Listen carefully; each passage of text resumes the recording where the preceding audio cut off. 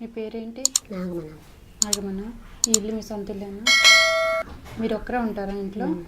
ఏ మరి నాకు ఎవరు లేరు. మా అమ్మ మా నాన్న చిన్నప్పుడు చనిపోయారు. చిన్నప్పుడు అంటే మీకు ఎంత వయసు అన్నప్పుడు చనిపోయారు? చిన్నప్పుడు నాకు తెలియదు. మరి మీరు ఎవరి దగ్గర పెరిగారు? మావయ్య మా అమ్మ తమ్ముడు. ఆ నాయన ఇక్కడ రానివ్వదు అలా ఆవిడ చూస్తే నాకు ఒప్పదు. ఆయన అత్తారింటి దగ్గరికి వెళ్ళిపోయాడు వెళ్ళారు. చిన్నప్పుడు మీరు వాళ్ళ ఇంట్లో పెరిగారా?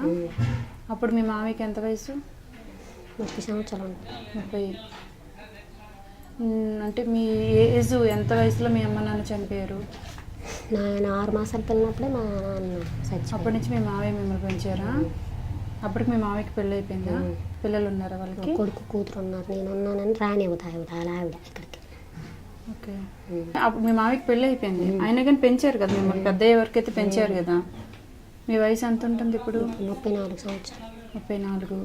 మీరు ఇక్కడ సింగిల్గా ఎంతకాలం నుంచి ఉంటున్నారు? ఇప్పుడు నేను పుట్టిన మాత్రం నుంచి ఇక్కడే ఉంటున్నాను. మీ మామయ్యలు ఎక్కడ ఉండేవాళ్ళ? మీ అత్త మామ ఇక్కడే ఉండేవాళ్ళ? తర్వాత వాళ్ళు వెళ్ళిపోయారు? 4 సంవత్సరాలు బట్టి వెళ్ళారు తీసుకెళ్ళిపోయి. ఓకే. మరి మీకు పెళ్ళి అంటే మరి 2 ఆధారం లేదు. పెళ్ళి ఎలాగమ్మ అవుతుంది? ఇల్లు కూడా అలా ఆవిడదే. నేను ఉంటే తోలేస్తుంది రోజు. ఎక్కడికి వెళ్ళిపోతుంది నేను. అందుకని ఇక్కడ పెద్ద మనుషులందరూ అది ఎక్కడికి వెళ్ళిపోద్ది, దానికి గూడైన ఉండకపోతే ఎలాగా, అది చచ్చిపోతే నువ్వు తీసుకుందువులో అని ఇక్కడ నచ్చ చెప్పారు అలా ఆవిడికి. పెళ్ళం దగ్గర ఉన్నాడు. నేను ఉంటే అది ఒప్పుకోరు, చచ్చిపోతాను అన్నది. మరి ఎందుకు అనేసి ఆ పెళ్ళంతో వెళ్ళిపోయాడు. మీ మామయ్యకి వయసు ఎంత ఉంటుందమ్మా? 50 సంవత్సరాలు. పెళ్లి చేయాలని అనుకున్నారా వాళ్ళు? ఎవరికి? నాకా? పెళ్లి చేయడానికి ఆధారం లేదమ్మా. అవునమ్మా, ఆధారం లేకపోయినా మామూలుగా ఎవరో ట్రై చేస్తారు కదా. అనుకోలేదు వాళ్ళు. అంటే పెళ్లి చేసే స్తోమత లేక పెళ్లి చేయలేదు అంతే. పెళ్లి చేయడానికి స్తోమత లేక నన్ను మరి నచ్చి ఒకరు రావడం లేదు.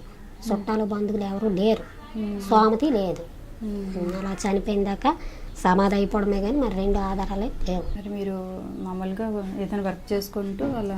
వర్క్ అంటే మరి ఏంటమ్మా కష్టపడతాను. అదే లేదు, ఏదో పని అలా చేసుకుంటూ. ఉబ్బసం ఎక్కువ ఆయాసం వచ్చింది. ఆయాసం చిన్నప్పటి నుంచి 6 మాసాల పిల్లప్పటి నుంచి ఉబ్బసే. అది ఆయాసం ఎన్ని మందులు వేసినా తగ్గలేదు. ఎక్కువ ఆయాసం వచ్చింది. మందులు వాడుతున్నారా? ఎక్కడ ఏ మందులు? గవర్నమెంట్వా లేకపోతే ప్రైవేట్వా? కొనుక్కున్నవే. అదే మందులు ఉన్నాయి అక్కడ. ఎంత అవుతుంది మందులకి? 500 అవుతుంది. నెలకి 500 అవుతుందా? ఎక్కువ ఆయాసం, స్టైలాసం, ఆయాసం, ఊపిరాంతో బరువులు ఎత్తలేను. మీకంటూ ఇంకా ఎవరు లేరు? మీ మామయ్య అత్త కాకుండా వేరే ఇంకెవరు? చచ్చిపోతే సమాధి చేయడమే కానీ నాకు ఎవరు లేరు. వస్తున్నారా మీ మామయ్య ఎప్పుడెప్పుడు చూడడానికి? ఎప్పుడెప్పుడు వస్తారు. ఆవిడ రాని ఒక పెద్దగా మామూలుగా చూసి కానీ పలకరించి అలా వెళ్తుంటారు అంతేనా? ఏమైనా ఆర్థికంగా ఏమైనా హెల్ప్ చేస్తారా? మరి ఆయన కూలి చేసుకుంది, సైకిల్ కూలి చేసుకుంటాడు. చేతిలో ఉంటే ఒక 10-5 చేతులు పెడతాడు, లేకపోతే లేదు. చూసి వెళ్ళిపోవడం. తీసుకురండి రాసిన.